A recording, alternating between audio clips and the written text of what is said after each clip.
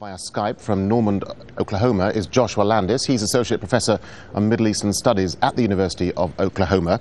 Joshua Landis, we're hearing of more and more splits within the Syrian army. We've heard that, for example, in Jisr al-Shugur, one Syrian army tank unit took up positions to defend the town from other Syrian army units and let refugees cross into Turkey. What's your assessment of these splits and why are they happening, do you think? Well, Syria is a deeply divided society.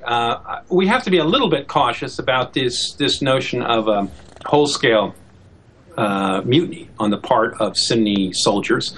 But undoubtedly, we've heard quite a few, and so far individuals. Now, this tank unit would be a new thing for a whole unit to go over to the other side. And this is going to be something we're going to see. There's a lot of pressure for the military to abandon the regime. And because, as you pointed out, the Alawites monopolize the upper ranks of the military, the security forces, the government, there is going to be pressure for the Sunnis who have been driving this revolt and the uprising to leave the army and join their brethren, particularly in these poor agricultural regions where people, are sent to shoot on their own relatives, and they're not going to do it. Now, how much does that really challenge the regime? Obviously, it weakens the regime. It weakens the legitimacy of the president. But militarily, unless a rebel army can be fashioned out of these defectors, it won't be a military channel. Okay. They will have to flee the country. What about the state security apparatus and the intelligence service? I mean, are we seeing splits there too? No, so far we haven't seen. Now, we don't know what's going on the inside. But so far, the country is going to move quickly to shore up loyalty within its upper ranks.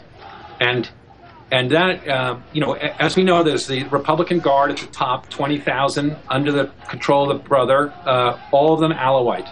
Their 4th division of the military, also largely Alawite, under the control of Maher al-Assad. That's the unit that has the T-72 Soviet tanks, the Gazelle helicopters, lots of the best hardware. These units are going to remain loyal to the very bitter end. It's going to be very difficult for any opposition to overcome those units. And, we've seen abroad, we've seen in the past, if the army remains loyal, even a part of the army, as in Libya, very difficult to dislodge without the American military entering into the country, as in Iraq, and now increasingly Libya, to overthrow them and kill the regime.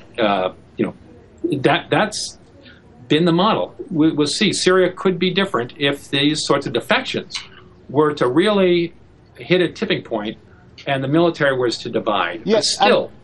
And if just very quickly, if those defections do reach a tipping point and the army loses its grip because of these divisions, presumably that then has a direct impact on the regime, which is the point you're making, perhaps even forcing the president from power. But you'd need to get to that critical mass of defections, though, wouldn't you? And you need the territory to fall out of government control.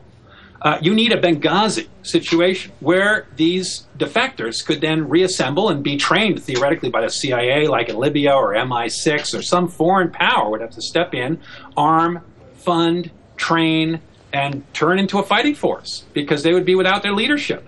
This is a big, long, lengthy process, and the Syrian government is moving very quickly into these areas like Daraa, Jisr al-Shugur, which fallen for a day or two out of government control, but they're not going to allow a Benghazi type of situation to reproduce itself in Syria and have the UN over. This is something that most Syrians do not want to see. Okay, Joshua Landis, thank you for talking.